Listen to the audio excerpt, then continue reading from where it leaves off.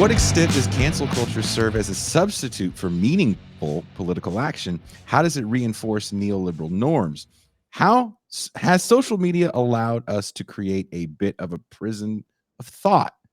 If there is a left consensus on any issue, is it deemed a heel turn or a grift if you go against that position? How do we get beyond the grift discourse? Preach, Ben Burgis. Fair enough. Well, if I'm going to preach, I insist that like once every 3 sentences or so, you say, "Yep, that's right."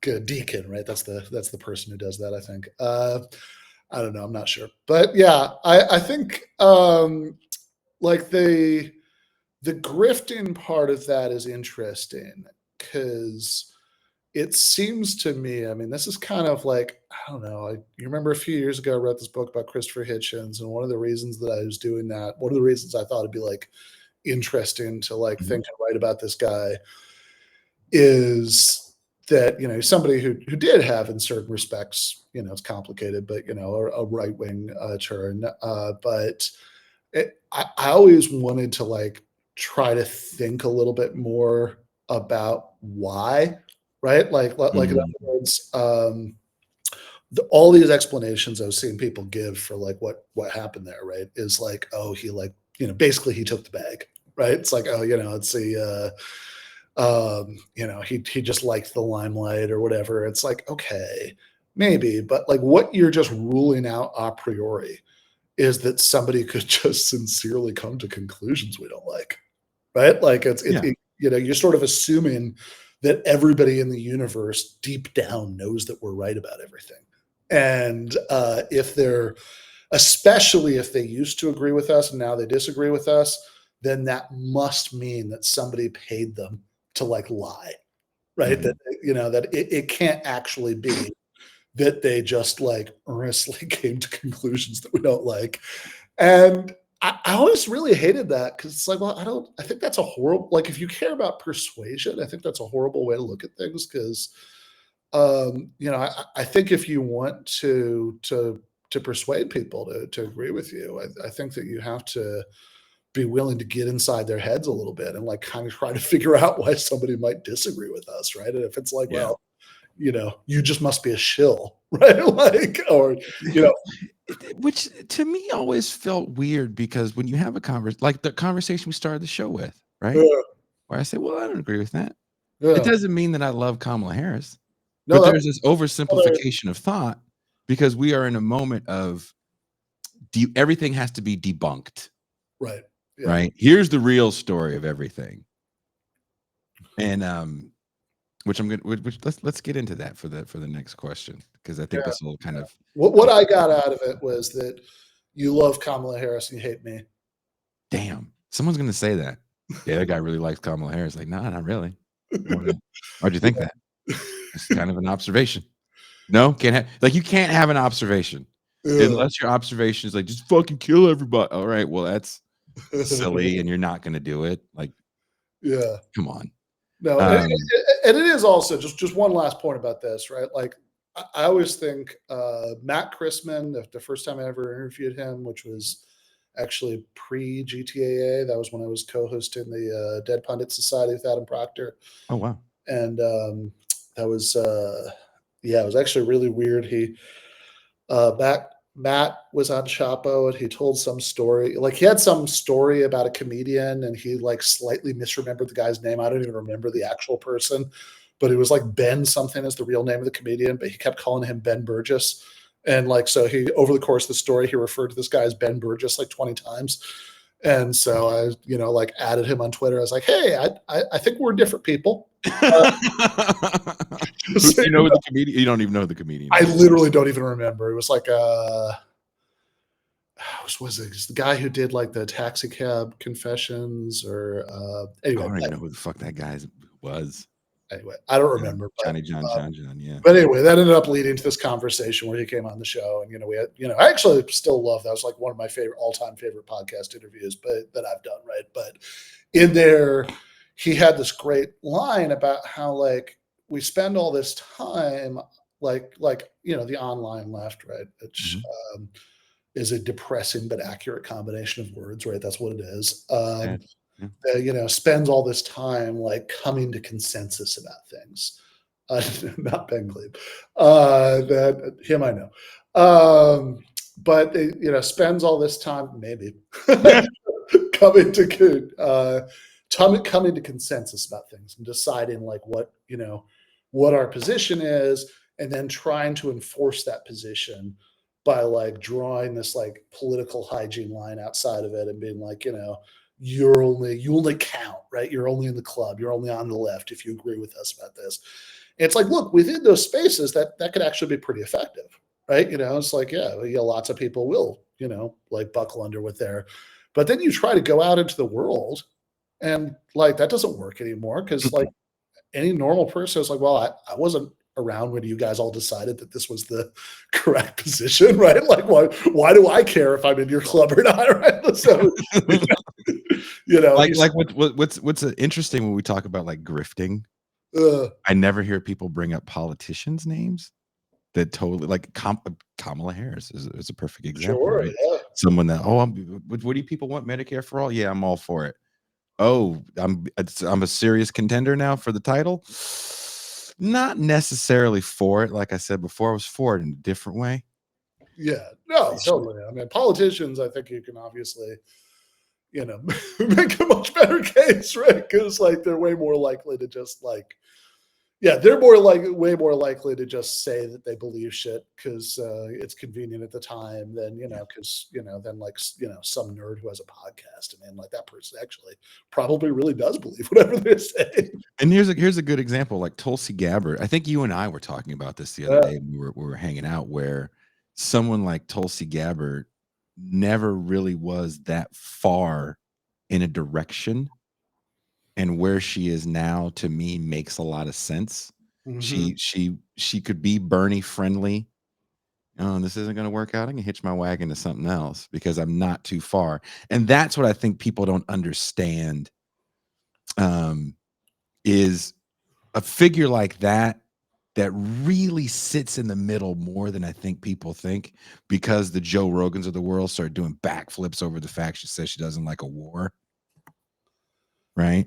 Yeah, totally. Which is funny because I'm old enough to remember when Barack Obama was president, and Tulsi Gabbard would sometimes go on the television to say, "I'm a Democrat, but I think it's outrageous that Obama won't use the phrase radical Islamic terrorism. We're supposed to, fight it if we don't say the magic words." I think Also, I wrote it. I think I didn't mention that exact thing, but I did write, uh, on the thing. I think I mentioned something about, going in the Wayback Machine to when, Barack Obama was still a socialist in the eyes of Fox News. yeah, yeah. Ben Bailey. Thank you, Kushlik. That's who it is. Ben Bailey was the guy who Crispin was kept calling Mad Ben Burgess. Ben Bailey, don't know who that is. No worries, you should. Good. Thank you for not making me feel bad. Figures like Anna Kasparian have been labeled as grifters or traitors to the left. I think we have to address this because if we don't, we're going to see it in the comments. We're going to see it in the comments anyway. Most of those comments I won't read. Does she matter? In the case of the Venezuelan gang takeover, should this be an issue we're trying to parse? If so, is the reaction of TYT more of a response to the virtual gulag than it is about the coverage of the story? And how should the left attempt to view these stories in the first place? How does this dynamic hinder coalition building and substantive debate? Yeah, I mean, look, it's. I mean, it feels a little bit funny to say, does Anna Kasparian matter? I mean, it's like saying, does Jason Miles matter? In both cases, because I mean, I mean, Anna's a good friend in real life, right? So she matters to me, but I don't think that's what you're asking. Yeah, look, I think that it's I mean, I think she matters, or you matter, or I matter, insofar as like take what these people say seriously and think about it and decide whether you agree with it or not, right? I mean, that's kind of all there is to do with it, right? But again, I'm just not, I'm just not that interested in the sort of eternal, I care, I care about the issue, right? I don't know that I care that much about whether somebody's on the I don't know. I mean, you have a like you could tell me tomorrow that you're a Republican now, and I'd be very surprised, right? I would have a lot of questions. We would get into many arguments about it, right?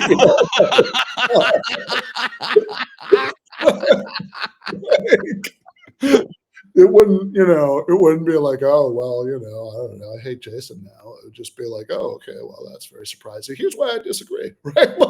And I will also say, I don't, as far as Anna goes, I mean, the things that I care the most about, I actually think what she says about is still very, much what I like, right? About labor unions, about Palestine, et cetera. On the Venezuela story, I think you've spent more time looking into this than I have. In fact, I know you have, because you sent me a video the other day that I did not watch because it was 45 minutes, and there's only so many hours in a day. And so I'm too busy watching the RNC again.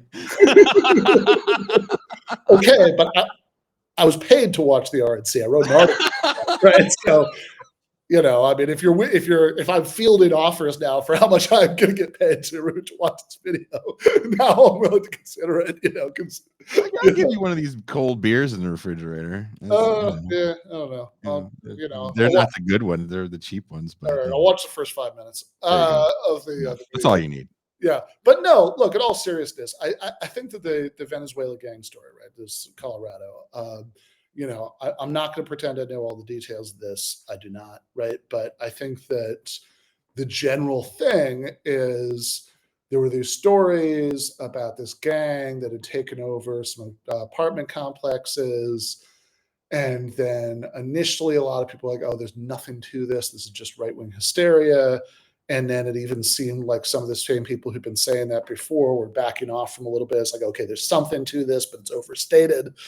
And I don't know, you can get into these weird arguments about what counts as taking over, right? I think we first have to admit there's no such thing as a gang takeover of anything. The wording of that was fucking retarded. Yeah, I mean, I don't from jump, right? The whole thing. When I hear gang takeover of an apartment complex, I'm getting my popcorn ready to watch New Jack City. Well, and yeah, you've never seen New Jack City, have you? I have not. You having an unnatural allegiance to losers is not like you. Don't do that again.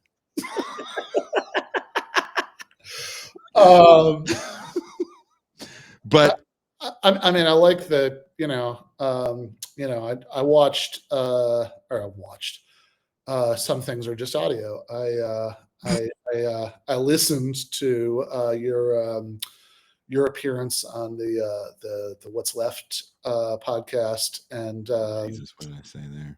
And so when you talk about getting popcorn and crime, that's what I think of, right? That you said in that podcast that when there were police raids on the crack. Oh yeah. My stepmom did. She did. My stepmom, rest in peace. My stepmom did make popcorn for my cousin and I, who I hope is watching Keenan Foster, and we did watch the crack house raids, and it did look like Benny Hill. They bust out the back and they'd run around, and the cops would chase them and be like, I don't